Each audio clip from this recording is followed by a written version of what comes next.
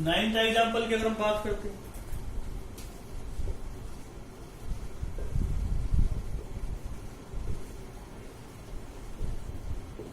इसे अगर आप हीट करेंगे ये बन जाएगा कार्बोक्सिलिक एसिड।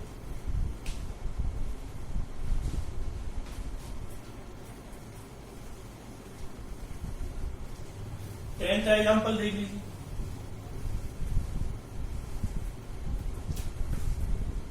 ये क्लियर हो गया होगा आपको, जैम डाई कार्बोक्सिलिक एसिड है।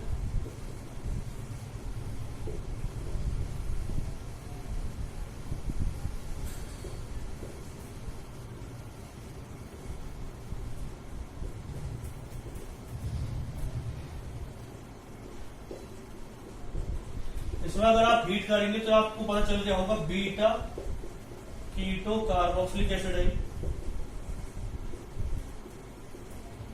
इसे इस तरफ लिख लीजिए,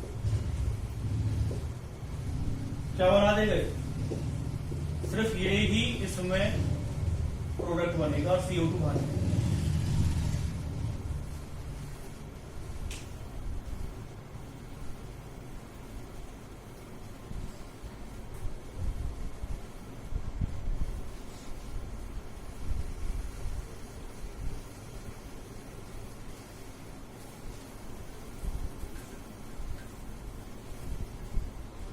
नेक्स्ट एग्जाम्पल की तरफ बात करते हैं,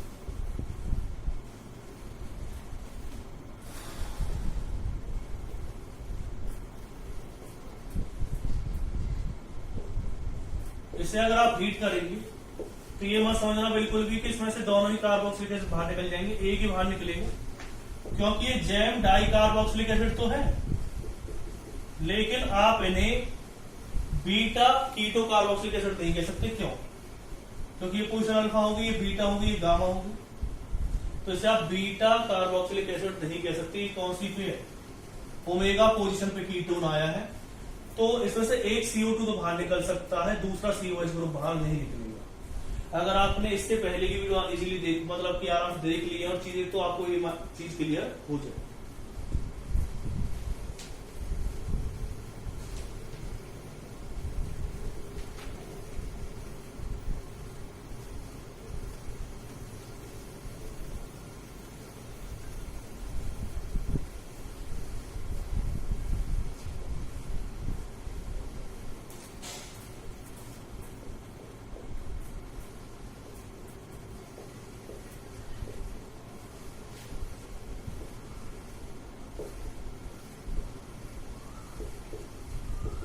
इस कंपाउंड को अगर आप हीट करेंगे तो क्या क्या प्रोडक्ट बनेंगे, इससे बनेगा CH3 C double bond CH। देख लेना कैसे बनेगा, ये दोनों क्या बन जाएंगे, ये दोनों बन गए जैम डाई कार्बोक्सिलिक एसिड। एक COH बचे, लेकिन ये क्या बन जाएगा, अल्फा और बीटा। ये भी क्या है, अल्फा और बीटा। तो आपको समझ में आ गया होगा कि इसमें यही प्रोडक्ट कैसे बनेगा। 12th एग्जाम्पल तक हम पहुंच गए।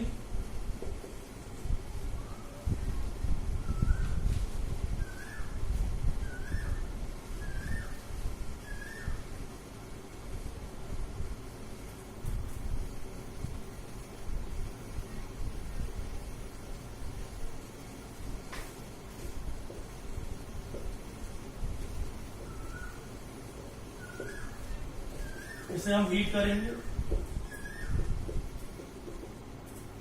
एक ही CO2 से बाहर निकलेगा। तो इतने सारे एग्जांपल्स मैंने आपको बता दिए हैं, चीजें आपके माइंड में क्लियर हो चुकी होंगी।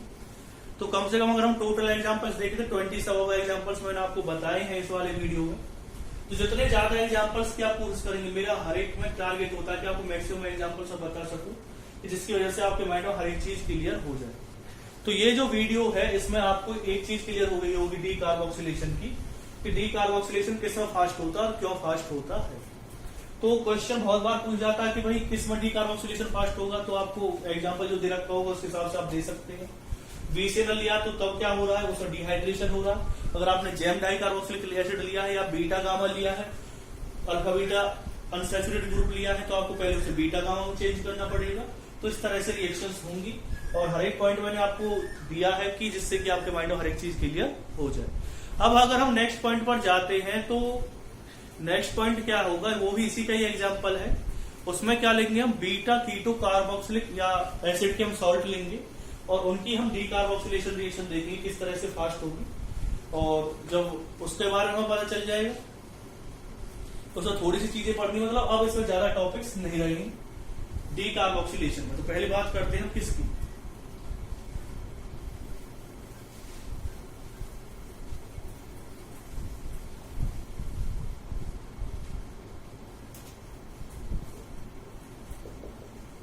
Salt of beta keto carboxylic acid.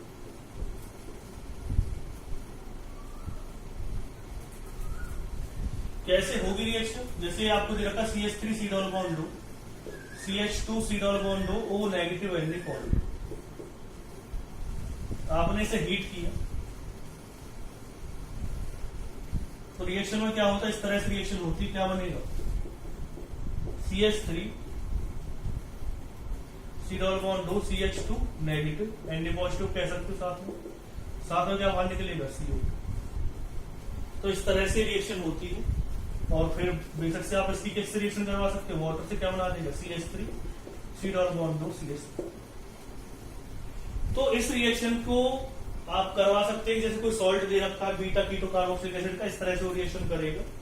तो इसमें एक चीज जो मैं आपको बताने जा रहा हूं, वो सबसे पहले इंपॉर्टेंट चीज क्या है इसके बारे में। इस रिएक्शन के बारे में जब हम इंपॉर्टेंट चीज की बात करते हैं तो पहली आती है इसमें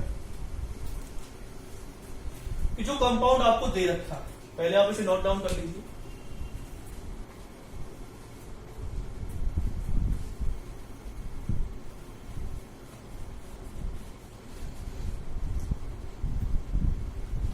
जो कंपाउंड आपको एक्शन में दे रखा है उसमें क्या लिखेंगे, more the rate of reaction.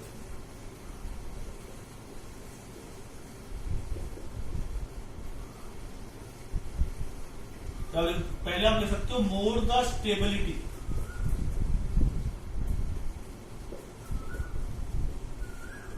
कार्बो A9, इसमें कार्बो एनाइन जो बन रहा है वो, more the stability of कार्बो A9, more the rate of the reaction. जितनी स्टेबिलिटी कार्बो एनाइन की ज्यादा रहेगी उतना ही जो रेट है वो क्या रहेगा, फास्ट रहेगा। जितनी कार्बो एनाइन की स्टेबिलिटी ज्यादा रहेगी उतना ही जो रेट है वो क्या रहेगा, फास्ट रहेगा। यानी कि इस वाले कार्बो एनाइन की जो स्टेबिलिटी है वो ज्यादा रहेगी। आप कहेंगे किस तरह से हमें पता चलेगा, तो मैं कुछ एग्जांपल आपके सामने ले रहा हूं। जैसे कि एक एग्जांपल लिया आपने CH3 C डबल बॉन्ड दो, CH यहां पे लगाया हुआ है N2, इसे A मान लिया आपने। दूसरा एग्जांपल लिया CH3 C डबल बॉन्ड दो, CH2 यहां पे लगाया हुआ है CH3। फिर लिया C डबल बॉन्ड दो, O नेगेटिव एनडी। और एक और एग्जांपल आप ले सकते हैं इसमें, इसे B मान लिया। एक और एग्जांपल लिया CH3 C डबल बॉन्ड दो, CH2 C डबल बॉन्ड दो, O नेगेटिव एनडी, इसे मान लिया C। और आपसे कहा जाए इनकी रिएक्टिविटी का ऑर्डर बताइए, इस रिएक्शन में इसकी रिएक्टिविटी का ऑर्डर बताइए। तो इसकी रिएक्टिविटी का हम जब ऑर्डर देखेंगे, इसे A माना है, इसे B माना है, इसे क्या माना अपने C D माना है, तो रिएक्टिविटी का ऑर्डर इसमें क्या आना चाहिए। यहां पर कार्बो एनाइन बनेगा, टारगेट आपके माइंड में होना चाहिए यहाँ पे कार्बो एनाइन बनेगा, ये टारगेट आपके माइंड में होना चाहिए कि यहाँ पर कार्बो एनाइन बनेगा। आप जानते हैं NO2 कौन सा इफेक्ट शो करता है, माइनस है, ये शो करता है पॉजिटिव है, और यहाँ पर कोई इफेक्ट, मतलब कोई ग्रुप ही नहीं है, जहां पर कोई इफेक्ट ही नहीं रहेगा।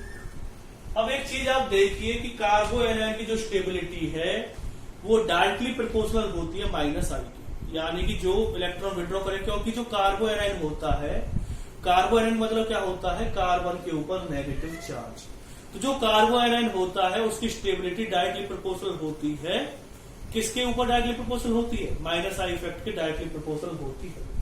तो minus I effect NO2 show कर रहा है, लेकिन पॉजिटिव आई की क्या होती है, इनवर्सली प्रोपोर्शनल होती है। तो सबसे ज्यादा जो स्टेबिलिटी होगी इसकी कार्बो एनाइन की रहेगी, तो माइनस आई इफेक्ट शो कर रहा है। सबसे कम स्टेबिलिटी इसकी रहेगी क्योंकि पॉजिटिव इफेक्ट शो कर रहा है। इसके बीच में रहेगी। सबसे जो इसका ऑर्डर आएगा वो क्या आएगा, ए सबसे ज्यादा रिएक्टिव, फिर कौन सा रहेगा सी, और फिर रहेगा बी। तो मेरे हिसाब से आपको ये पॉइंट क्लियर हो चुका होगा जो मैं आपको बताने की कोशिश कर रहा हूं। मैं आपको बताने की कोशिश कर रहा हूं इसमें कि इस वाली रिएक्शन में इंटरमीडिएट बनता है कार्बो एनायन। जितना ज्यादा वो कार्बो एनायन स्टेबल रहेगा उतनी ही रिएक्शन क्या होगी, फास्ट होगी। और मैं आपको बता चुका हूं कि जो इंडक्टिव इफेक्ट है माइनस आई इफेक्ट, वो क्या होता है, डायरेक्टली प्रोपोर्शनल होता है कार्बो एनायन की स्टेबिलिटी के। पॉजिटिव आई इफेक्ट क्या होता है, इनवर्सली प्रोपोर्शनल होता है कार्बो एनायन की स्टेबिलिटी के। और इसमें कोई ग्रुप था ही नहीं, कब पता चल गया सबसे ज्यादा स्टेबल ये कार्बो एनायन बनाएगा, फिर बनाएगा ये, और फिर बनाएगा ये। तो मैंने वो ऑर्डर आपके सामने लिख दिया।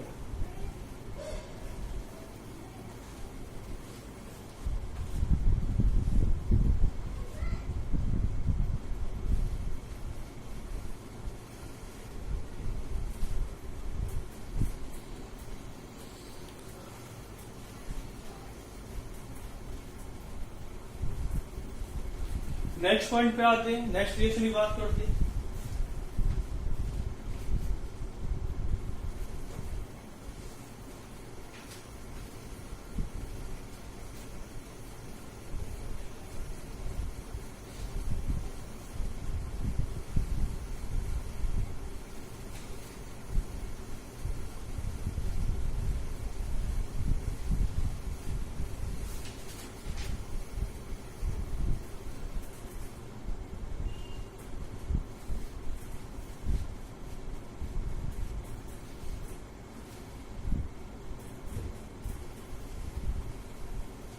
देखिए नेक्स्ट रिएक्शन की बात करते हैं हम।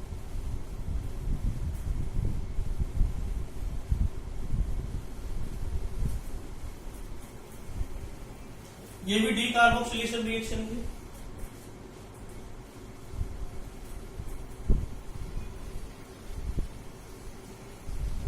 देखिए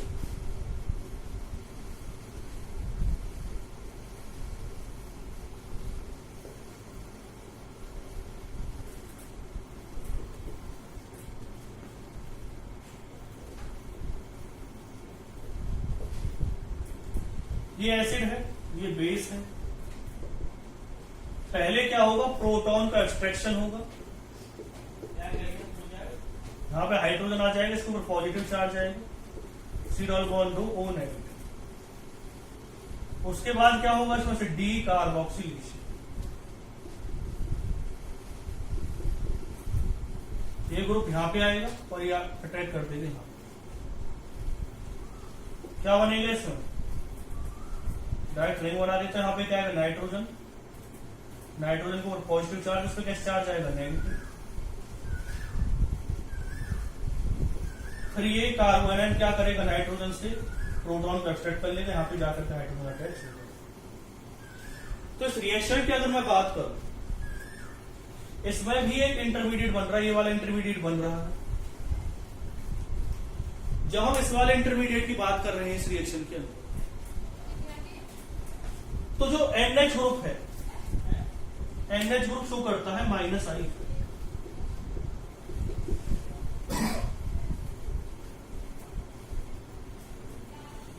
अब जितना ज्यादा ही कार्बो एनायन स्टेबल रहेगा, वही वाली बात आ गई कि more the stable कार्बो anion more the reactivity of the reaction.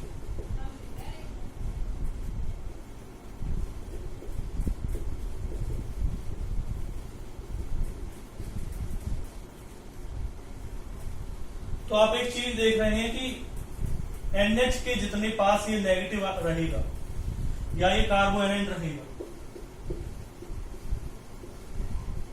उतनी ही रिएक्शन क्या होगी, फास्ट होगी। जितना ये कार्बो एनायन दूर रहेगा उतनी ही रिएक्शन क्या होगी, स्लो होगी। तो अगर इस रिएक्शन की अगर हम बात करें, इसके कुछ एग्जांपल्स ले और उसमें देखने की कोशिश करें कि किस में रिएक्शन फास्ट होगी और किस में रिएक्शन स्लो होगी, तो वो चीज देख लीजिए।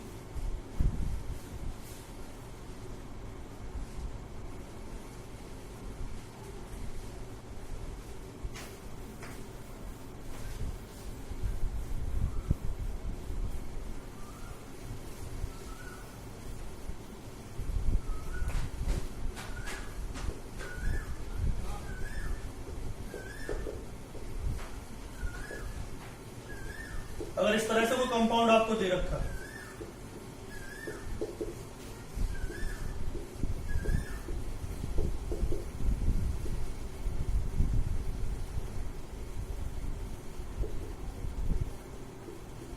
और इसमें पूछा जाए कि डी कार्बोक्सिलेशन का रिएक्ट का मतलब डी कार्बोक्सिलेशन जो रिएक्शन है वो किस तरह से होगी, स्लो होगी, फास्ट होगी, किस तरह से होगी, तो आप इसमें एक चीज देख लीजिए। इसमें जो रिएक्शन है वो फास्ट होगी। आपसे पूछा जाए क्यों होगी इसमें फास्ट रिएक्शन है, तो बाकी में स्लो क्यों होगी, तो फिर आप अपने माइंड में कार्बो आयन को बना करके देखिए। यहाँ पर नेगेटिव चार्ज अगर आ जाए तो वो ज्यादा पास रहेगा नाइट्रोजन को, यहाँ पे नेगेटिव चार्ज आ जाए तो वो नाइट्रोजन से थोड़ा ज्यादा दूर रहेगा, और यहाँ पर नेगेटिव चार्ज आ जाए तो वो नाइट्रोजन से बहुत ज्यादा दूर रहेगा। जितना नेगेटिव चार्ज नाइट्रोजन से दूर रहेगा उतनी ही रिएक्टिविटी क्या हो जाएगी, उसकी स्लो हो जाएगी, क्योंकि कार्बन आयन उतना ही क्या रहेगा, कम स्टेबल होगा। क्योंकि आप जानते हैं जो इंडक्टिव इफेक्ट है वो टोटली डिपेंड करता है डिस्टेंस पे। जो ग्रुप इंडक्टिव इफेक्ट शो कर रहा है वो अगर पास में है कार्बन के, तो वहां पर क्या हो जाएगा, स्टेबिलिटी क्या होगी, उसके केस में स्टेबिलिटी क्या हो जाएगी,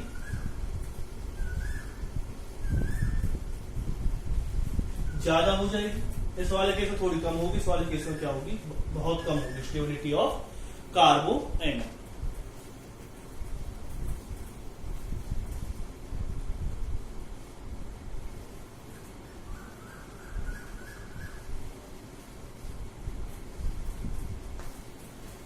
एक लास्ट रिएक्शन रह रही है इसकी, जो एनसीईआरटी में भी है और वो आपने 11th क्लास में पढ़ रखी है, तो फिर भी मैं आपको एक बार बता देता हूं। जैसे इस तरह से कोई ग्रुप दे रखा है, उसकी आपने NaOH के साथ रिएक्शन करवाई। इस रिएक्शन का नाम होता है सोडा लाइम प्रोसेस। इसे और भी कहते हैं हम ऑकवर्ड प्रोसेस, ऑकवुड प्रोसेस।